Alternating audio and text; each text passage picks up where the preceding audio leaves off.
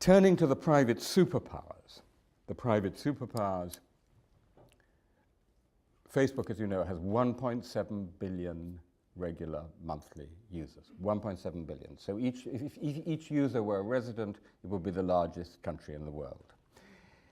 It is trying to impose a single set of editorial standards, what it leaves up and what it takes down, for the whole of this imagined community, because of course not really a community, 1.7 billion people, sometimes with very negative results. So for example, many of you will know the famous Nick Ut photo of the little Vietnamese girl who's been terribly burned by napalm and is running down, an absolute classic news photo. The other day, Facebook, probably with their automated monitoring machinery, took down that photo from the website of a well-known Norwegian writer and suspended his Facebook account. Nudity, you see?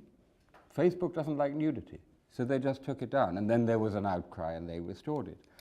That's one we know about. But think about how many other decisions that are being made, editorial, if you will, censorial decisions, by Google, by Facebook, by Twitter and others, which we don't know about.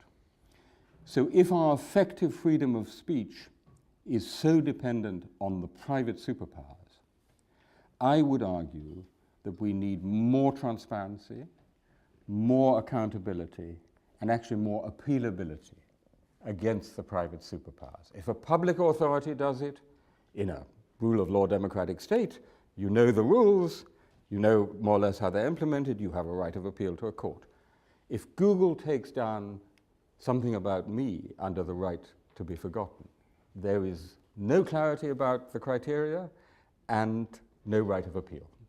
So one of the points I try to make out of the book is I think we ourselves should focus very much on the responsibility of the private superpowers, because what we are getting here is, in effect, a global public sphere, transnational, transcultural public sphere, which is being provided by the private superpower. So a really important public good is being provided by private means.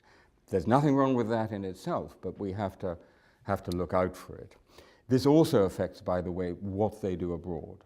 I mean, for me, one of the great free speech questions of our time is, will Facebook go into China? They would absolutely love to. I've talked to Sheryl Sandberg about this. I could see she'd absolutely love to. It's the biggest unconquered market. Otherwise, Facebook rules the world, but not yet China. I think it would be disastrous. I think it would be absolutely disastrous, and I'm glad to see they're still holding back. What it would actually provide would be a magnificent, but magnificent, free instrument of surveillance for the Chinese Communist Party. Everybody blithely posting their private information, all their networks. I mean, it's beyond the Stasi's wildest dream.